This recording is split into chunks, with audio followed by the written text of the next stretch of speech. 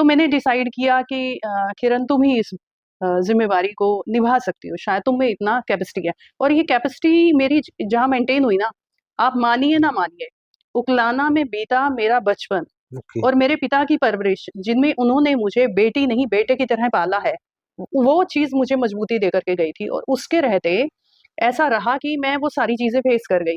मैंने बीजेपी के एमपी हूँ, लोकसभा के, या फिर वो राज्यसभा के एमपी हों। हम्म। मैंने पार्लियामेंट की जो स्टैंडिंग कमेटी थी उनको लिखा, और वो सारी चीज़ें वहाँ पर सुनी गई। सुनी नहीं। हाँ, उनके मुझे रिटर्न आंसर भी आए। उन्होंने सबने मेरी बात को सुना।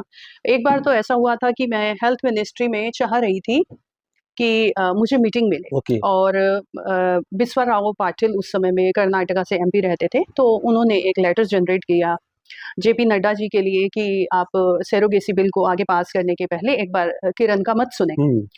मैं उनके पीए से कनेक्ट हुई और 48 दिन तक मैंने इंतज़ार किया कि मुझे मीटिंग का चांस मिले।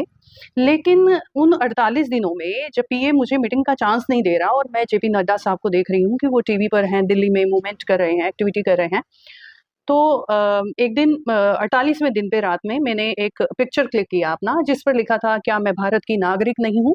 क्या मैं स्वास्थ्य मंत्रालय में मीटिंग नहीं कर सकती हूँ? तो 11 बजे रात को मैंने फेसबुक पर इसे पोस्ट किया, और 12 बजे तक मीडिया के सहयोग से और कुछ समाज सेवियों के सहयोग से उसे न्यूज़ में लगा दिया गया, और अगले दिन मुझे हेल्थ मिनिस्ट्री में मीटिंग का चांस मिला और मेरी बात वहाँ सुनी गई। पार्लियामेंट में मेरी बात सुनी गई। असल में क्या हुआ था कि लोकसभा में आनन-फानन में ये बिल पास हुआ था, जिस समय में कांग्रेस राफेल राफेल चिल्ला रही थी, तो एक बार मेरी हिम्मत टूट गई थी, काफ़ी मेहनत करने के बाद।